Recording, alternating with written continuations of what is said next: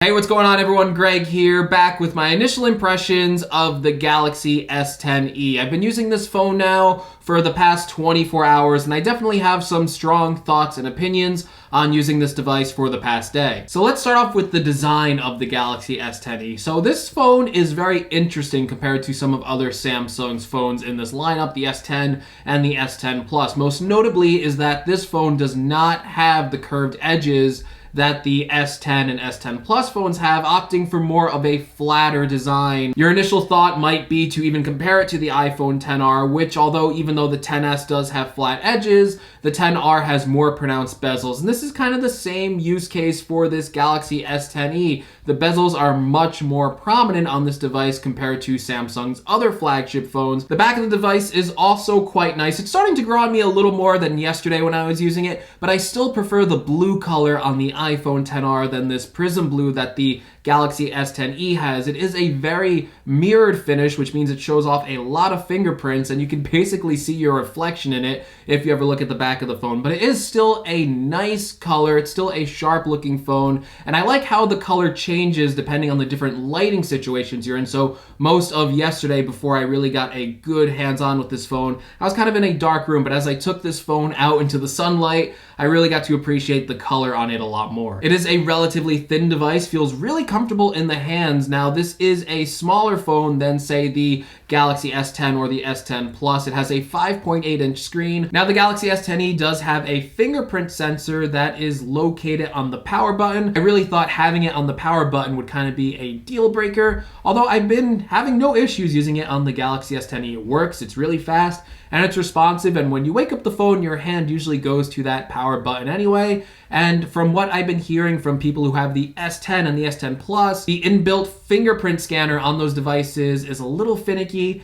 and not as accurate and fast as people would hope for. So I think the Galaxy S10e is the winner here, at least with the fingerprint sensor. Also, of course, you have a USB-C port for fast charging, which is great considering I've been using my MacBook Pro charger to charge this thing, and this has been charging really quickly. And of course, you also get a headphone jack, which I haven't even used yet because I've completely switched over to wireless earbuds and headphones. Unfortunately, I didn't have the Galaxy Buds to test with this phone, but I have been using Bluetooth devices with it, and it's been doing great so far. Now let's talk about more of the display on this phone. Now, Samsung actually packs in an OLED display on this budget-friendly phone, which really isn't a budget-friendly phone. It's still $750, which is quite a lot compared to how phones used to be priced. But anyway, this display is really good. It is a 1080p panel, a little above 1080p, and you get around 438 pixels per inch with a 5.8-inch display. And although it does have a lower resolution than the Galaxy S10 and S10 Plus,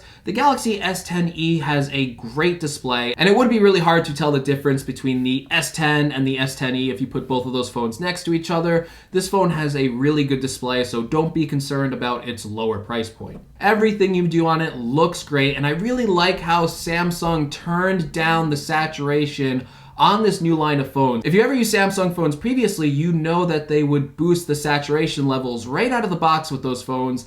On the new S10 phones and on the S10e, that saturation isn't there from the beginning. Now, you can go into settings and change that if you want, but when you take it out of the box, it is set to a more color accurate setting, which I really do approve of. But let's talk about that giant elephant in the room, or more noticeably, this little peephole at the top right corner of the Galaxy S10e display.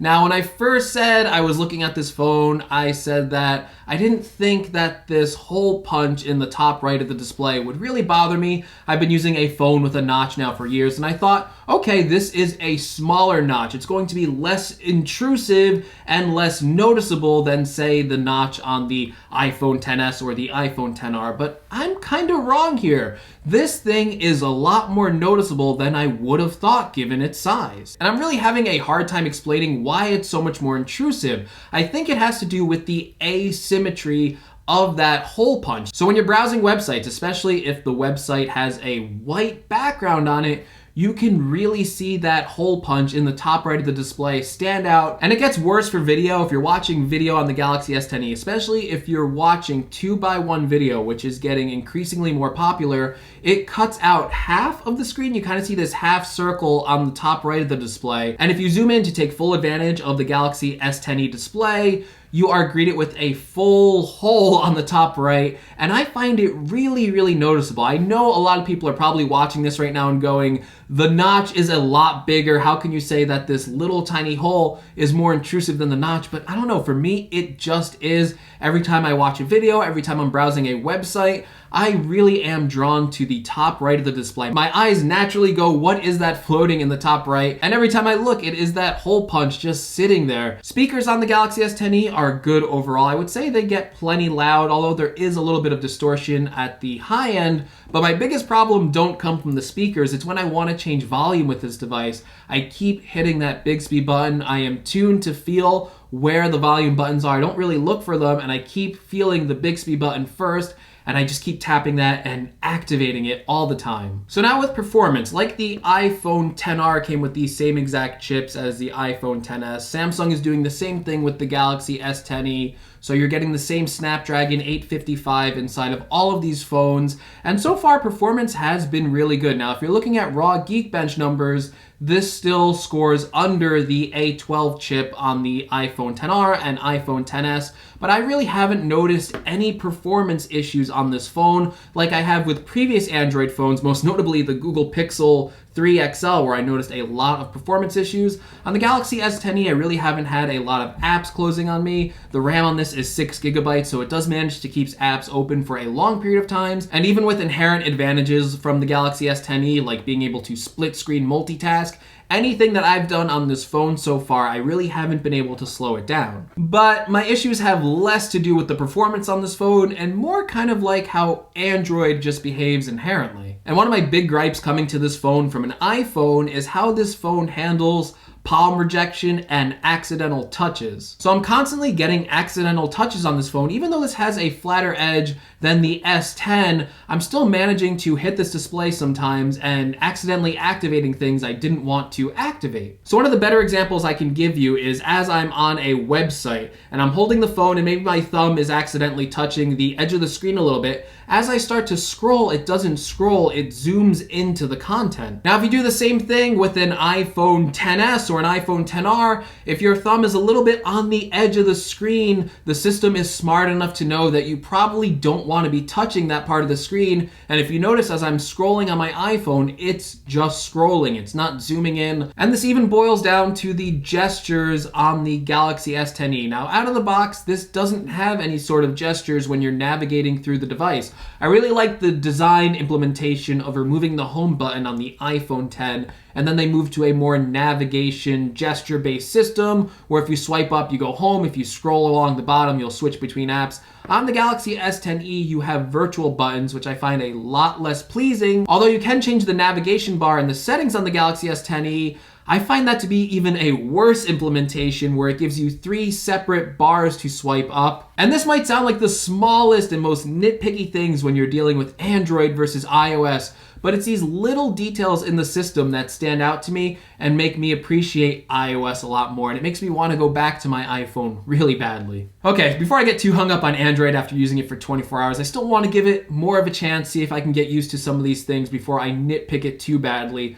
But these things are bothering me, and I do want to be honest with the people who are watching my content. All right, now let's end this 24 hours later with the camera performance on the Galaxy S10e. So I've taken a few photos out in the wild, I've taken a few sample photos, and overall I think it has a really good camera. Most of the flagship smartphones nowadays have really good cameras, and just looking at these sample shots, I really like the detail and color that the Galaxy S10e gets. I like the live focus mode too. It does a pretty good job on the portrait mode, although I did notice some mistakes along the edges, but I do like how you are able to pick the focus of that area. Selfie camera is also impressive as well, and you get a nice detailed photo whenever you're taking selfies. I also like the exposure when you're shooting at the sky. It does a really good job of not blowing out the highlights, even if you have the sun directly in the picture. Although I did take a photo with the iPhone XR and the Galaxy S10e, and even though this is a newer phone with newer camera hardware inside of it, I posted a Twitter poll and most people chose the iPhone XR photo as the overall winner. So let me know what you guys think. Do you like the iPhone XR photo better, or do you prefer the photo that was taken on the Galaxy S10e? Now, one advantage the Galaxy S10e would have over the iPhone XR is that the iPhone XR does not have a second camera, whereas the Galaxy S10e has a second camera on the back to do wide angle shots. And I gotta say, I'm pretty impressed with the wide angle camera on this phone. You get to capture a way bigger field of view than you normally would. And even in this photo, my thumb was actually captured in the photo. That's how wide of a photo this thing is taking. Okay, and there it goes. My first 24 hours with the Galaxy S10e. A little bit of mixed impressions here. I really do like the hardware of this device. I really do like the size of it, but I am getting hung up over a few small things. Most notably, that has to do with the software side with Android, but I still want to spend longer with this phone before I give you my final thoughts on it. So maybe some things will change as I start to get more used to Android and as I hopefully start to get more used to the top right corner right here. All right, guys, if you want to support the channel anyway, make sure you check out the links in the description. If you want to join the Greg's Gadgets Discord, I'll have a link there as well. If you have any questions or comments about the Galaxy S10e, or if you have any impressions you'd like to share, make sure you share those in the comments below. And as always, guys, I will see you all in the next video. Take care, everyone.